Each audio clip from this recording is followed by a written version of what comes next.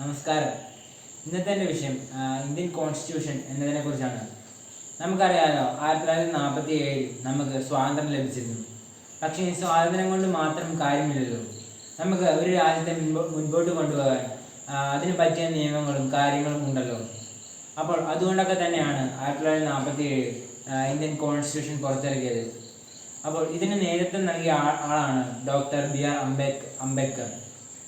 1949 November 26-നാണ് Indian constitution ആദ്യമായി പുറത്തിറങ്ങാൻ തീരുമാനിച്ചത്. അതിനുശേഷം 1950 ജനുവരി 26-നാണ് അത് പുറത്തിറങ്ങിയത്. അപ്പോൾ നമുക്ക് എല്ലാവർക്കും അറിയാമല്ലോ, ഇന്ത്യൻ കോൺസ്റ്റിറ്റ്യൂഷൻ എന്ന് പറയുന്നതാണ് ഏറ്റവും വലിയ കൈകൊണ്ട് എഴുതിയ ലേഖനം എന്ന് പറയപ്പെടുന്നത്. അതിൽ 22 ഭാഗങ്ങളുണ്ട്. അതിൽ 470 മുകളിൽ ലേഖനങ്ങളുമുണ്ട്. അപ്പോൾ അത്രയും വലിയൊരു പുസ്തകമാണ് നമ്മുടെ ഇന്ത്യൻ കോൺസ്റ്റിറ്റ്യൂഷൻ എന്ന് പറയുന്നത്. അത് വെറുതെ അച്ചടിച്ച് പുറത്തിറക്കിയത് മാത്രമല്ല, അത് സ്വന്തം കൈകൊണ്ട് എഴുതുകയാണ് ചെയ്തത്. അതാണ് അതിലെ ഏറ്റവും വലിയ കാര്യം എന്ന് പറയുന്നത്. നമ്മുടെ ജനങ്ങൾക്ക് ഇതിൽ നമുക്ക് വേണ്ടത്ര സ്വാതന്ത്ര്യം നമുക്ക് തന്നിട്ടുണ്ട്. അതായത് നമുക്ക് വേണ്ടപ്പോൾ പുറത്തിറങ്ങാം. അതുകൂടാതെ അതിക്രമങ്ങൾക്കെതിരെയുള്ള പോരാട്ടം, പിന്നെ അങ്ങനെ പല വിധത്തിലുള്ള സ്വാതന്ത്ര്യങ്ങൾ നമുക്ക് ലഭിച്ചിട്ടുണ്ട്. പക്ഷേ ഈ സ്വാതന്ത്ര്യം മാത്രം നമുക്ക് കിട്ടിയാൽ പോരല്ലോ. നമുക്ക് അതിന് പറ്റിയ നിയമങ്ങളും ഉണ്ടെങ്കിൽ മാത്രമല്ലേ നമുക്ക് ഒരു രാജ്യത്തെ മുൻപോട്ട് കൊണ്ടുപോകാൻ സാധിക്കുകയുള്ളൂ.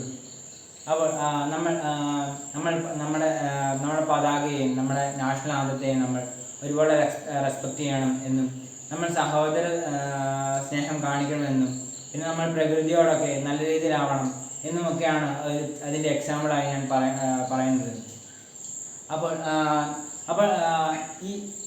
ഈ കോൺസ്റ്റിറ്റ്യൂഷൻ എന്ന് പറയുന്നത് നമുക്ക് എപ്പോൾ വേണമെങ്കിൽ നമുക്ക് തിരുത്താൻ സാധിക്കുമെങ്കിലും അത് ജനങ്ങൾക്കെതിരെ ആവാൻ പാടില്ല എന്നും നമുക്ക് ഇതിനകത്ത് നിയമമുണ്ട്. അതുകൊണ്ട് തന്നെയാണല്ലോ ഏറ്റവും വലിയ ജനാധിപത്യ രാജ്യം എന്ന് നമ്മൾ ഇന്ത്യയെ വിശേഷിപ്പിക്കുന്നത്. പക്ഷേ നമ്മളിന്ന് നോക്കുകയാണെങ്കിൽ ധാരാളം അഴിമതികളും ധാരാളം പ്രശ്നങ്ങളൊക്കെയാണ് ഇന്ന് നമ്മുടെ ഇന്ത്യയിൽ സംഭവിക്കുന്നത്. അപ്പോൾ അതിനെതിരെയൊക്കെ നമ്മൾ ജനങ്ങൾക്ക് പൊങ്ങാൻ സാധിക്കുന്നുണ്ടെങ്കിൽ അതാണ് നമുക്ക് ഡെമോക്രസി എന്ന് നമുക്ക് പറയാൻ സാധിക്കുന്നത്. പക്ഷേ എല്ലാവർക്കും തുല്യ അവകാശം എന്നാണ് നമ്മുടെ കോൺസ്റ്റിറ്റ്യൂഷൻ എഴുതിയിരിക്കുന്നത്. പക്ഷേ എന്നിരുന്നാൽ കൂടി നമ്മളിന്ന് നോക്കുകയാണെങ്കിൽ വലിയ നേതാക്കൾക്കും വലിയ ആൾക്കാർക്കൊക്കെ പ്രത്യേക നിയമവും പ്രത്യേക കാര്യങ്ങളൊക്കെയാണ് ഇവിടെ നടക്കുന്നത്.